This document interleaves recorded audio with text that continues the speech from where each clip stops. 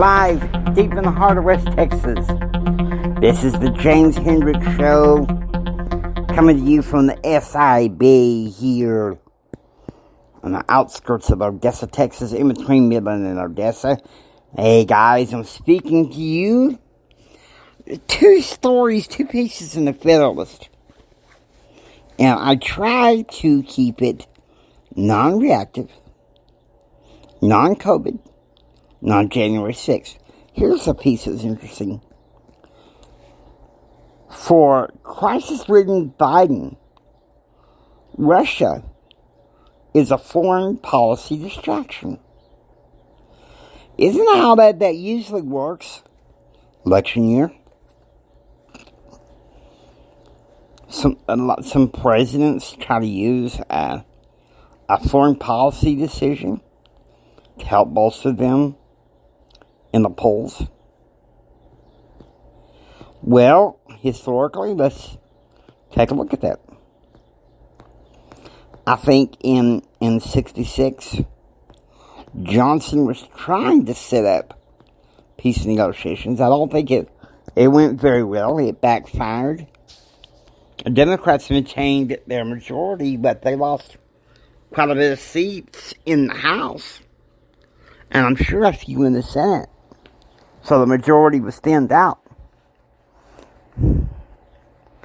Okay. And then you have the Iran hostage crisis. I think Carter tried to smooth it out in 80, but he just couldn't. People were riding on the Reagan wave to solve the problem, and it worked. Okay, 1994. Okay, I remember this one. I believe September, October 1994. President Clinton decides, hey, let's go back into Haiti and let's get Aristide back in power. And he's thinking, my healthcare plan was a big flop. They're all over me about Whitewater, so okay, we're close to an election. Let's go into Haiti and ring in the bell for Aristide to go back into power and lights out on his opposition. Did it give Clinton the bump in the polls? I wouldn't say so by the 1994 election. But Republicans won control of Congress. And I gotta say, we did pretty well. Now,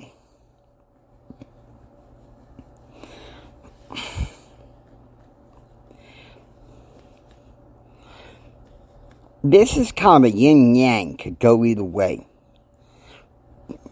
Late 2011, Obama had a small group of special forces come in to kill bin Laden. And they're successful. Okay, he wins re-election, don't get me wrong. But he does not regain control of Congress. So it's kind of be honest with you, it's kind of a lame duck presidency. And now Biden thinks, well, I can bolster up poll numbers by getting us involved in Ukraine. And I had an interesting discussion with a friend of mine about this. To tell you the truth, I have mixed feelings about it. Well, I can see that maybe we shouldn't be involved. I'm also thinking, something that some people don't think about is that Ukraine has a very natural resource. Let's take a closer look. What does Ukraine have? Oil. Right? What do you think Russia wants? to invade Ukraine to form their own oil oligarchy. Plain true. Okay? So, prices of oil are bound to skyrocket. And I don't think Biden wants higher gas prices, so he thinks, well, I'll just go ahead and see what I can do about Ukraine. See what I can do about Ukraine. And see if that'll help with the hyperinflation. Maybe it will, maybe it won't. But the fact of the matter is, Biden is killing this country. Biden is killing this country. And so something you need to look at. Okay, let's look at the second story. This is a piece also in the Federalist, how the writer of the piece, his thesis is that unless parents stand up or pull their kids out, some of the government-run public schools could have the sexual exploitation of their kids. Now, I know some of you're probably going to be mad at me. Ooh, I made some people mad up in here. But I'm going to be honest with you. I've seen it coming for the past 32 years with this reactive culture. Okay? The 1990s, even before Clinton, but especially after Clinton, came out the cry, it's okay to be gay. And also, some silent protesters from Generation X on my university campus about coming out day.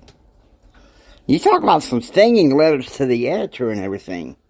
And now we have the issue of transsexuals. Let me tell you something. Stuff like that is disconcerting to me. If schools are to teach anything about sexuality, it should be abstinence. They should stay out of trying gender and social engineering of kids. I think all public education institutions of grade school and higher education should stay out of that. Plain truth. Will they? They won't. They won't. And that's a problem. That's a problem, and that's why America needs to wake up. That's why we need to wake up, because listen to me. If we don't, we are in deep. Because we got a culture now that's saying, hey. Now look, I don't hate the people that profess themselves to be that way. I hate the practice. Okay, I return. Now,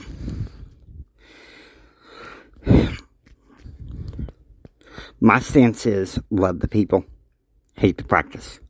Love the sinner, hate the sin, okay? That is a Christian conservative federalist stand.